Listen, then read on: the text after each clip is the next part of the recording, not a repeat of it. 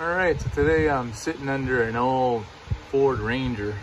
As you can see, pretty well rusted out. What you're looking at here, what's left of it, is the attachment for the fuel tank.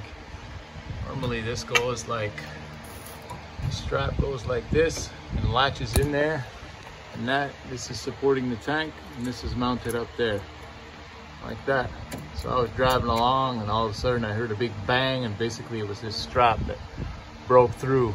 I actually chopped some of it off there because I'm going to be getting ready to weld a plate, but I thought I'd show you how I did this. Now, I could go and show you how to remove this tank, but it's pretty straightforward.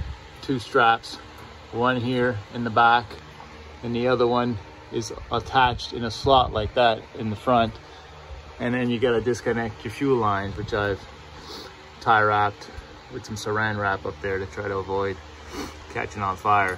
Also, before I started doing any welding, I let this all air out and dry out overnight. You know, if you have any fuel leaking, let it sit overnight, it sort of evaporates away. Now I got some fans and I got fire extinguishers and everything around here, and the tank is outside. So what I'm going to attempt to do is weld in a little plate here, and hopefully we'll be able to make something solid for this to rest on. You know, there was plenty of ways I could have made some sort of quick fix for this, kind of just you know, went straight through the box, but figured I'd try to do it right, remove the tank, and get this something that looks half decent. You know, it's not going to be perfect still, but at least it'll be close to the original.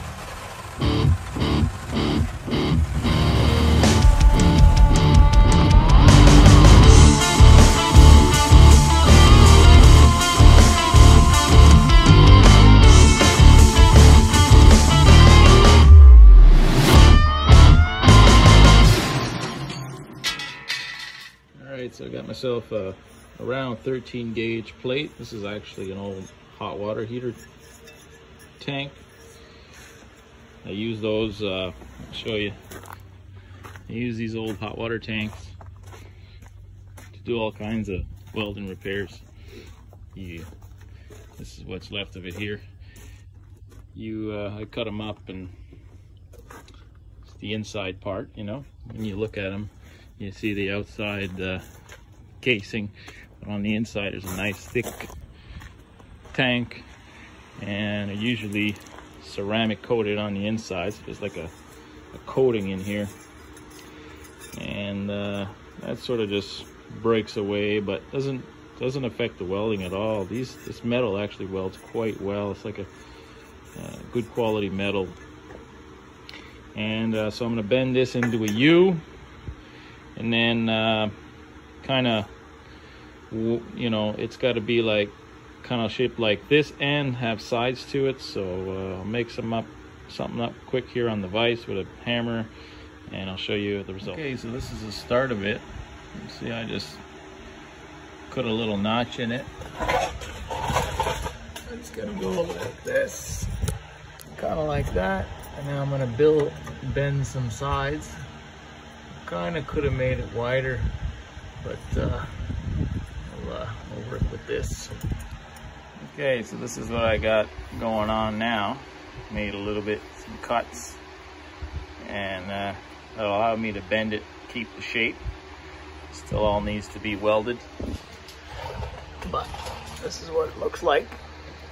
It fits right in there, right over that, and the lip just kind of sits top there. Just need to be banged in a little bit here, but so I'm gonna have to add a side here. Same thing on the other side. I'll probably chop this off around here and just put a plate going, finishing this all off, and then I'll have to make the slit where the tank hangs.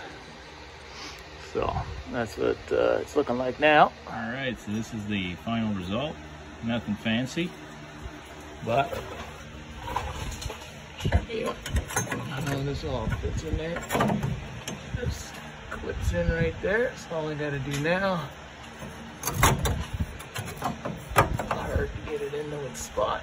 yeah, it kind of looks like that. So I'm gonna weld this over here, and I'll put a big long weld over here, and hopefully it's solid enough for the rest of the life of this truck.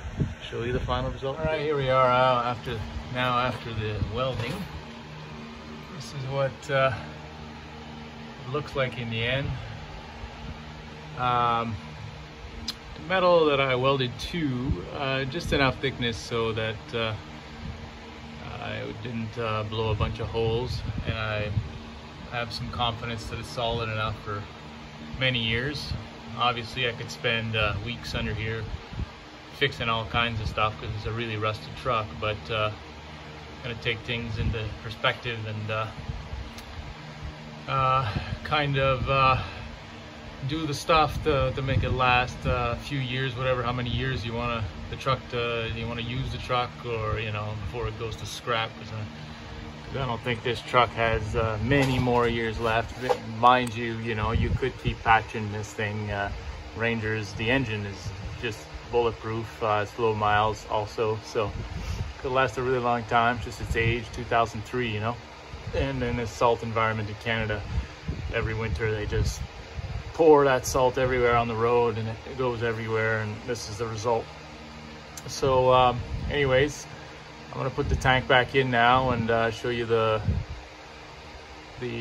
final result. One last little shot of this. I just covered it up with some undercoating oil. Before that, I put some rust converter on the rust. It was all around where I repaired. But yeah, I ain't gonna go too crazy with this. But that'll at least keep that piece, that area protected for now. All right, got the tank back in. You see my new piece there. It's a bit of a hard time putting that back in. Really has to go down quite a bit in this lift. I had to actually remove and put the truck on blocks. I have these blocks for aligning cars, because I have an alignment machine as well, and I use those blocks to lift the car off and get it on its weight. But anyways, I used those, lowered the lift, and I was able to get the tank in with a little bit of love taps, and there she goes. So hopefully you learned something, or then maybe get inspiration on how to do a repair on something that's rotted like that. When you first look at it, you're like, oh my god, how am I gonna get to that? Definitely need to take the tank off. Some people might have just, you know, put some other type of strap right through the box, and you know, like maybe a U-bolt, drilled 2 holes right through the box. That would have been a good temporary repair maybe for somebody who really is not just trying to get the truck to go for a little while longer. But I figured, you know, this truck might last a few years still, even though it's a bit rusty. Well, plenty rusty, but that's it. Like, subscribe, comment. You know, if you think I'm an idiot, you can say it. I don't mind. And have a good one. We'll see you soon.